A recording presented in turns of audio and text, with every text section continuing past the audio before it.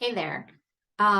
Today, what I want to talk about is how do you know whether you're dissatisfied with your career or just your job, or if you're just burnt out, or all a combination of all of them? I mean, I know we're all pretty burnt out. So, how can you tease out what is just life from the past few years? What is maybe the challenges, or what are maybe the challenges of juggling a family and career? And what are actual problems with either your current position that you're in or the career path that you've chosen? And it can be hard to figure those out.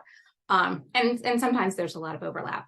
One thing that you could do is give yourself some time to reflect on, as far as your career, did you ever like what you were doing? I mean, do you still like what you're doing? Then probably it's going to be something else. Maybe you're not in the right job, or maybe you're ready for the next step. But if you really like what you're doing, then that's great. And then you can start going from, okay, well, is this particular job that needs changing? Is it that I just need more to do? Like I need a bigger promotion, or do I want to start my own thing? Or do I want to do this thing in a different way? If you don't like what you're doing now, did you ever like what you were doing? For me, I always liked engineering. I loved learning about it because it's all problem solving, and that's what I'm big into. I love problems and puzzles and figuring things out. And so even though I'm terrible at keeping numbers in my head, I was very good at math because I liked solving problems.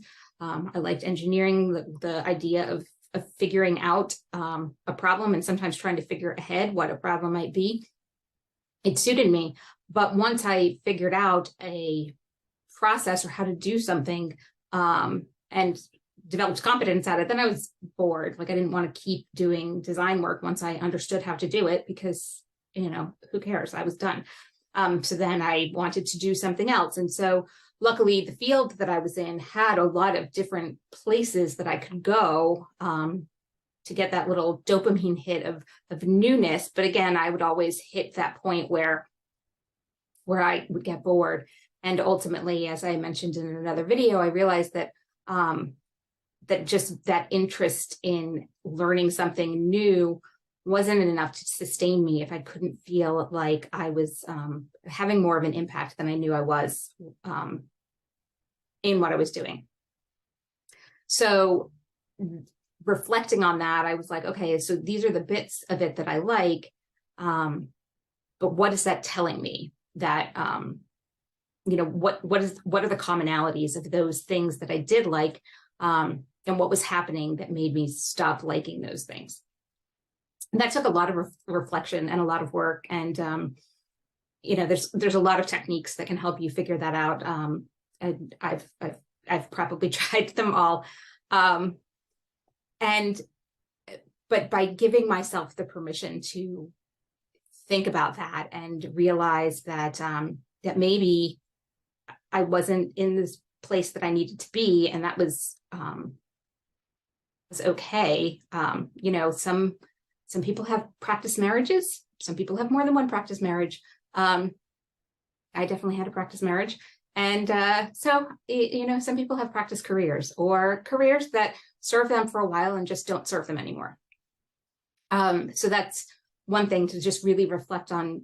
Did you ever love what you're doing now, and what has changed? An easier question is, do you like the place that you're working now? And did you ever like it? That's a big indicator of where of a poor fit with the company. And so maybe that means that you just need to look for something else. If you feel successively like you love what you do, but you have never found a good fit for any company, like there's always been some downside to it that you just can't get past. I mean, there's always downsides with jobs and career paths, and even having your own business. It's not this idea that if you're doing something that you love, you never work a day in your life is a little ridiculous. I mean, there's still work to do, and some days are harder than others. But if you are in something that you like to do, but you've never actually liked any of the places that you're working, then it's time to kind of suss out what it is about those places. And again, you can, it's kind of like what did I like anything about any of those places? What did I like? What were the commonalities of the things that I like? What don't I like about these places? A lot of the engineering firms that I used to work for, you couldn't do any sort of comp time or any kind of work at home. Now, probably some of that has changed since the pandemic. I mean, this was all pre-pandemic, but I remember we weren't supposed to work at home.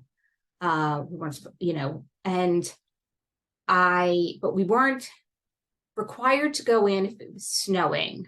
But if we decided not to go in, we had to use our vacation time.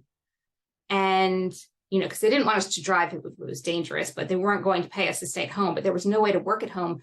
And my job, I really could do some work at home because I was doing a lot of plan review. I didn't actually need a computer. And so one time I knew a storm was coming, and I was like, surely they'll be reasonable about this. And so I brought home a bunch of plans to review, and I didn't go into work one day, but I reviewed plans.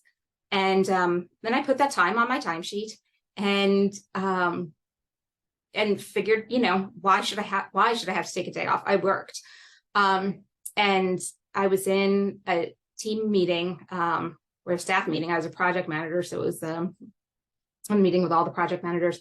And I don't know how it got brought up, and my boss was like, you can't do that. You can put it on your timesheet because they're going to bill for it, right? But I couldn't use that as time that I worked on my, that didn't count towards my salary job. And now I know a little bit more about how things work, but just that inability for anybody to think outside the box or be flexible, that was often something that was a problem for me at a lot of companies, which is one of the things I love about having my own, is that if there's a stupid process in place, I've only got myself to blame, and I can also change it. So there were also companies where I loved, they were so reasonable and awesome to work for. So for me, it was, there was a huge differentiation between companies that I liked working for and companies I didn't, but that also didn't tie into that I was just in the wrong career, or I was in the career for long enough and it was time for me to make a change. All that's to say that it can be hard to tease these things out. Sometimes it's good to talk with someone else, a good trusted friend that, hey, I'm feeling this thing, because sometimes we can't see things that we're in the middle of. And so someone can give you a little bit of perspective, and odds are good that you've got a friend who's probably feeling similar and could use you then to bounce ideas off about themselves. So at any rate, that's just one idea for how you can kind of start teasing out, what is it that I'm feeling besides burnout? Because I'd be surprised if nobody is feeling any burnout right now. But beyond that, how do I figure out if it's boredom with my career, or dissatisfaction with where I'm working, or maybe I've just outgrown what I'm doing. And then if it turns out that you love your job or what you do, and you really like the company that you work, and that you're just burnt out and exhausted, I will talk about that in another video. In the meantime, please like, share, and subscribe, and I will talk to you soon.